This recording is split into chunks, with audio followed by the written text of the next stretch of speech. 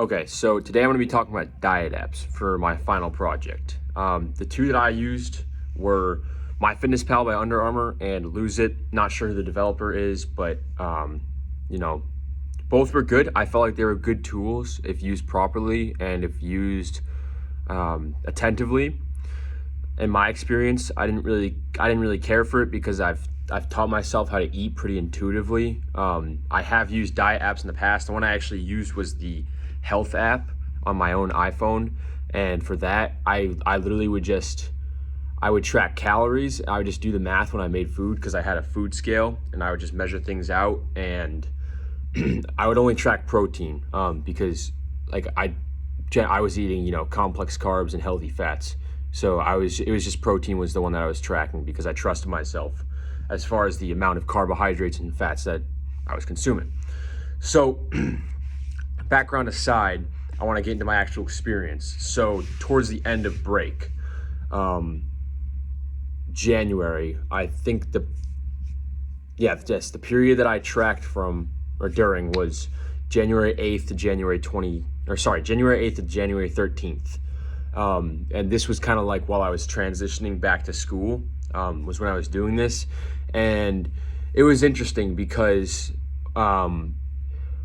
what happened was in that stretch of days, that weekend, because I came back on a Sunday, I ate out quite a few times, and that made it interesting trying to track that. I had to get pretty creative and intuitive with what I was figuring out because, like, for example, the night before I left, my girlfriend and I went out to the North End in Boston, and we went to this like Italian steakhouse restaurant type deal, and I basically had to like look at everything. Like, I still enjoyed the dinner obviously, but I had to look at everything that was on the plate and kind of be like, that's like 3 ounces of tuna maybe, and then I had like a 12-ounce steak, yada yada yada. So that was an interesting experiment for me.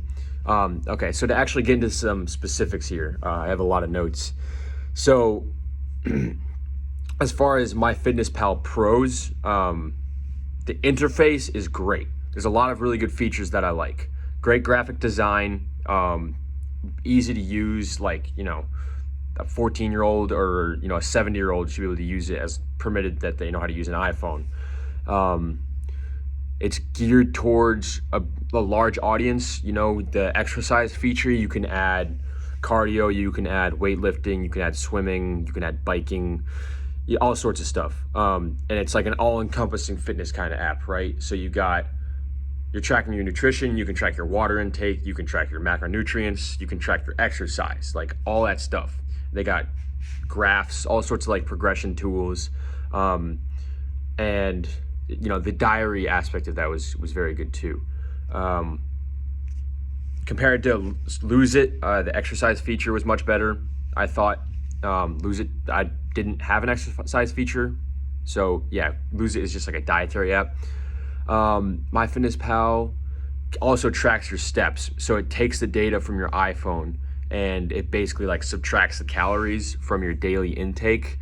That was tremendously convenient for me because obviously that's important if you're tracking calories. That's like one of the main ways that you're going to be losing, or you're going to be burning calories, that is, on a daily basis. So if you're tracking your daily calories, so that was very convenient. Especially to me, it was a little inconvenient to use these apps, so I'll get into that later. But so that was something that was very helpful for me.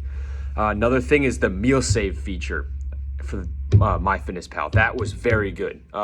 For me, when I eat, especially when I'm at home and like at college too, I'll give you an example. So at college, or when I'm at school, I have this meal that I make called collagen oats. So it's basically just oats, chia seeds, flax seeds, collagen protein, some kind of, like, I usually put like Kodiak brand makes this great product, and it's like they make like nut butter mixed with maple syrup. So I like to put that on top, and like maybe like some applesauce sometimes. So I'll have that a lot at college, and it's very convenient that I could like create a meal and then just put that in.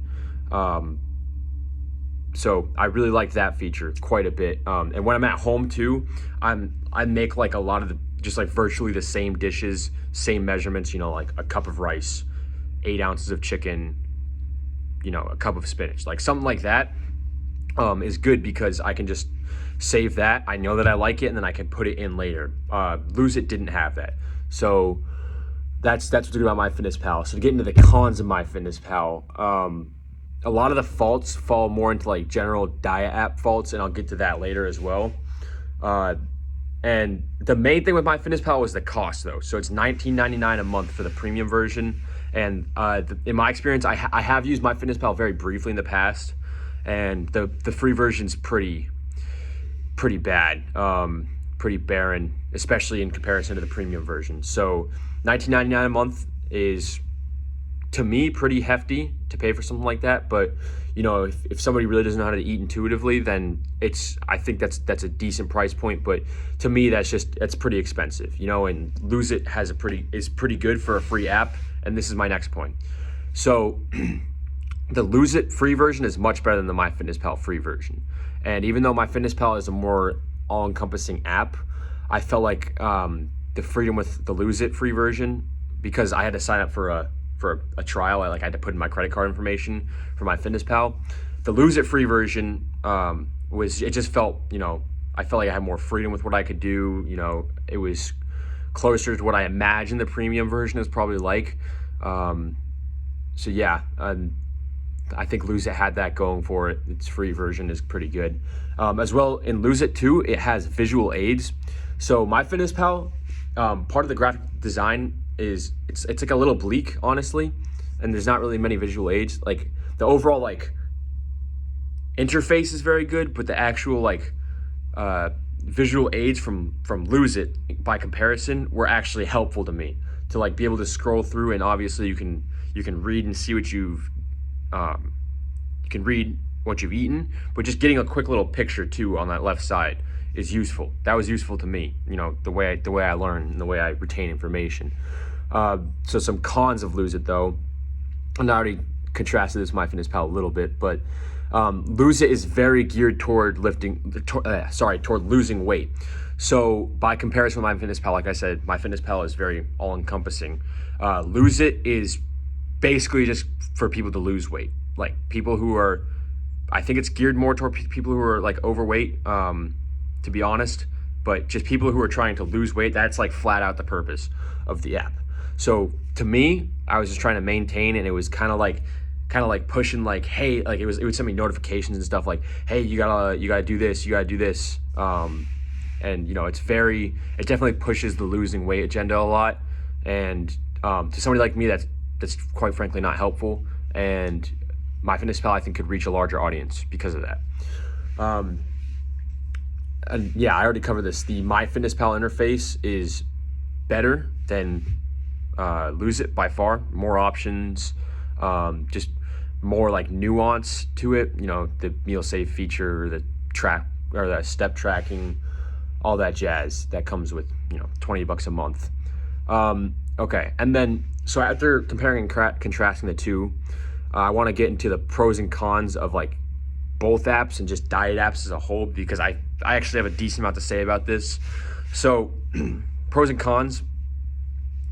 So pros to start off, both have diary log features, which are great in my opinion. I tracked this stuff a month ago, and I was able to just hit a button, scroll up to January, and find all my data again.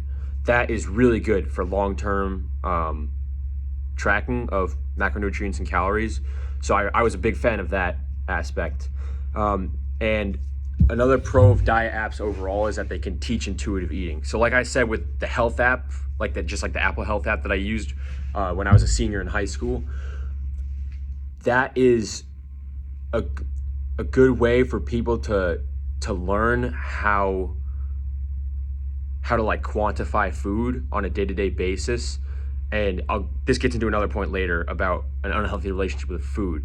But if you can find a good balance with learning intuitive eating, these are great tools to kind of put that information, put those processes into your mind.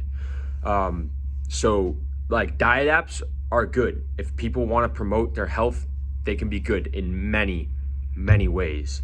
And like honestly, either of these, if somebody said, hey, I really I don't want to hire a personal trainer, I don't want to I don't want to like have to do mounds and mounds of research, I just need an easy app that I can use to track a meal, I would probably recommend either one of these. MyFitnessPal, if they're willing to pay, I would probably recommend either one of these, to be completely honest with you, if somebody was a beginner.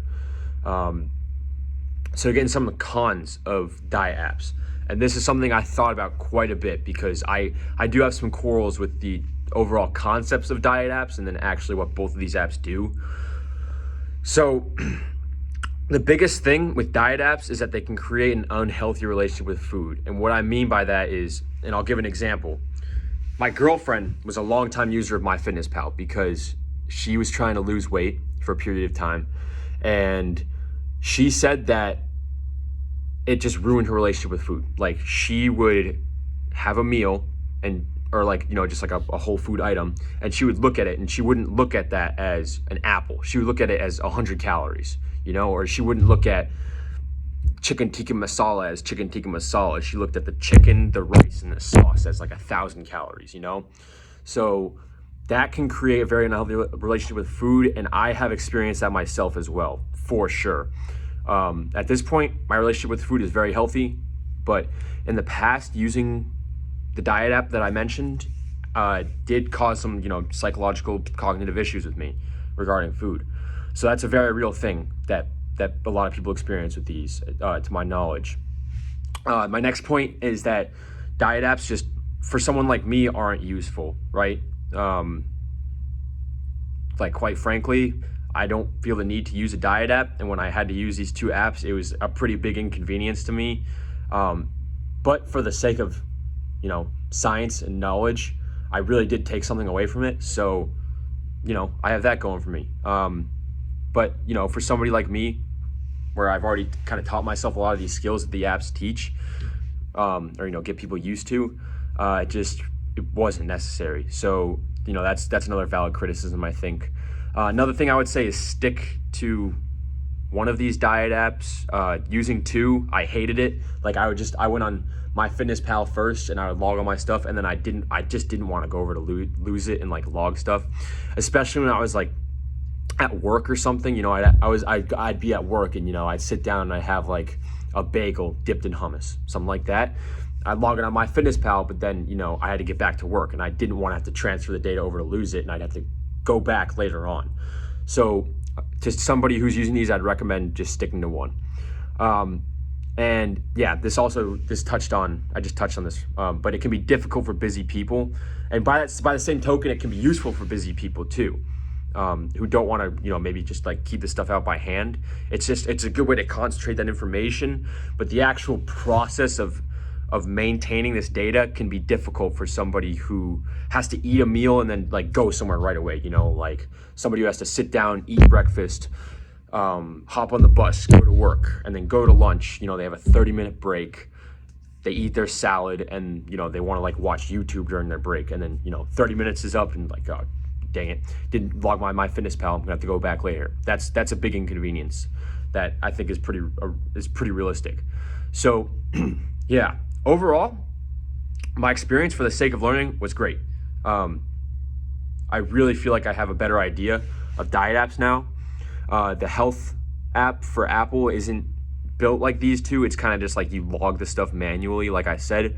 So having an app like these two where it was catered to me was a great learning experience, regardless of how inconvenienced I felt. I just love to learn. So yeah. MyFitnessPal, Lose It, both good apps. Would recommend to somebody who's trying to build these skills, but for somebody like me, maybe it's not right. And I think with the right guidance, as far as a healthy relationship with food, they're good resources. So yeah, that's pros and cons of MyFitnessPal and Lose It.